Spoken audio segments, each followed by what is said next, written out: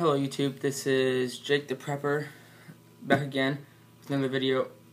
Today I'm not going to be doing a gear review, excuse me. I'm going to be talking about what SHTF and WROL or ROL might look like. I've been talking to my grandparents, brothers and sisters. I've been talking to family members that are in the military, asking them, what do you guys think it might look like?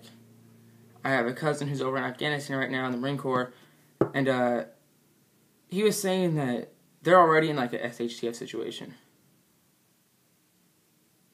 And I asked him, what do you mean by that? He said, these villagers can barely even get their food. They have to farm for their food. They can't go down to like the local supermarket, and buy a month's worth of food and whatever, or even like a week's worth. They actually have to farm it themselves. And then he said that, there's two people fighting. And I was kind of confused by it, like, okay, that's all he said, but I guess if you think it through, you could figure it out. But anyway, I asked my grandpa's brother, who's, I don't know, he's over 80. Anyway, he was around during the Great Depression, saying how him and his family had to go to soup kitchens and stuff to get their food. And, that sounds like an SHTF situation, doesn't it? I mean, you have all these people that can barely even afford food, water, clothes for their family, so they go out like the kitchens and get them.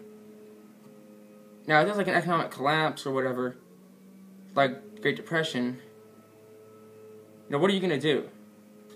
I mean, my family and I prep, we had probably about 4 months of food and water. Then about another 2 months downstairs in the basement. But anyway, what are you going to do?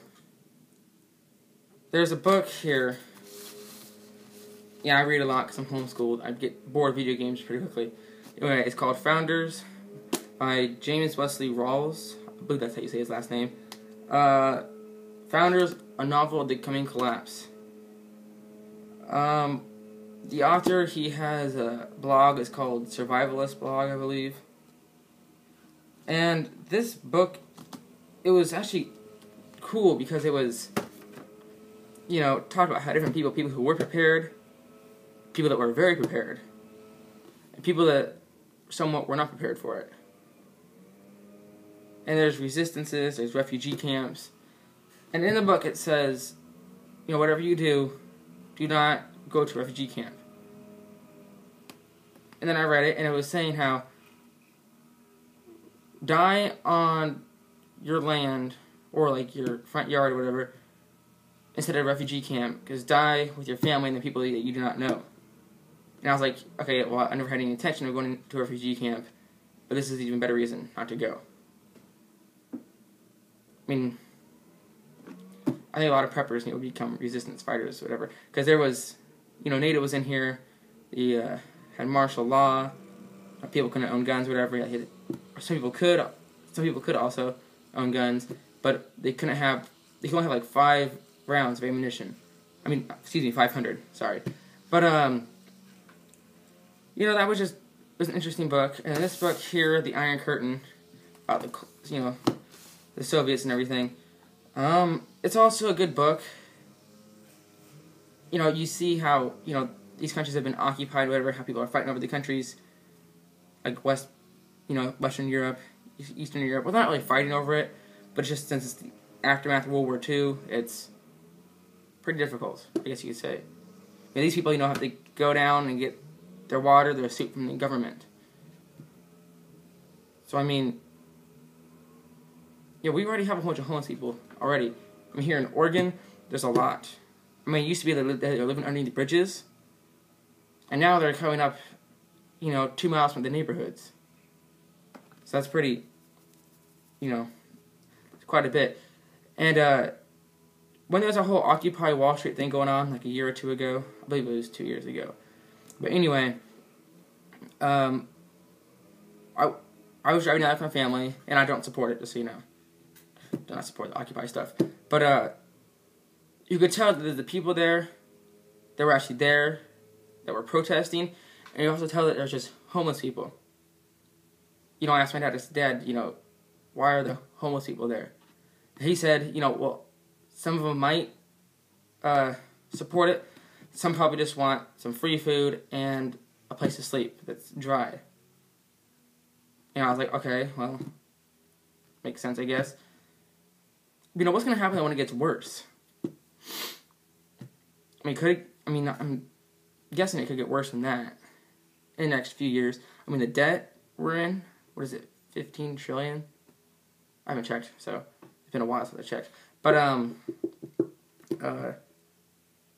don't know, it just seems like what everything will look like. I mean, it's not going to look like, you know, like in the movies, like Mad Max and Terminator and, what's the other movie? I forgot. You know, it's not going to be like there's only like 2 people for every 100 or so miles. You know, I mean, people are going to be smart enough and be like, okay, well, you know, this isn't right. I mean, there's martial law and everything. We don't want this. I mean, look, if you look at it, that's what the British are doing back to us before the Revolutionary War. You know, oh, you know, you get to let a British soldier into your house or whatever. I mean, is it a possibility that could happen all over again? But not with British soldiers, but with our military? I don't know. But, I know I'm pretty young. I'm not even 20. So, there's other people that probably have better videos on this topic than I do. But, you know, I'm just putting it out there. But, I mean, what would you do?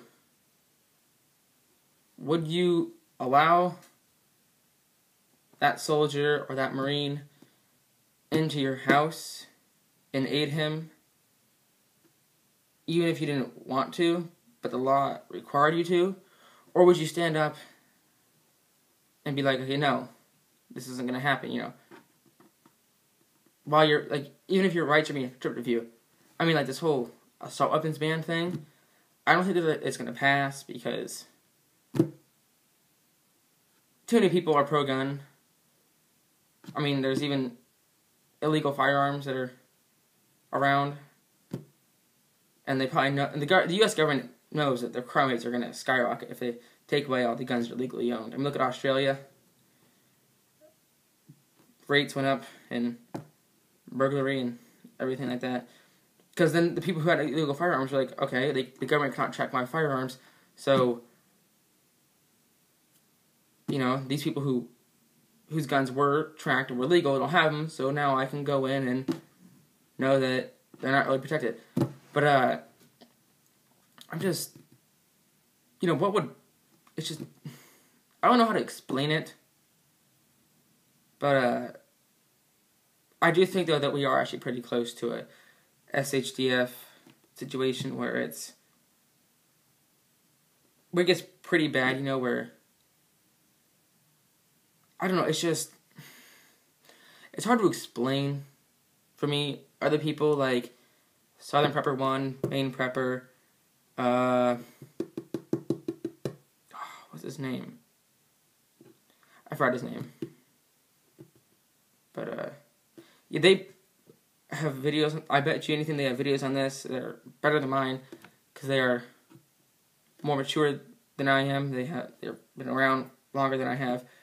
But, yeah, that's about it. I do really recommend this book. I got it at Costco for about $20. Let's see. $25.99. But,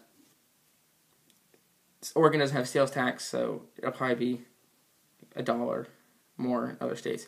But, it's a good book because it has some things that you won't really be expecting. I guess you could say that, I don't know. But, it's good.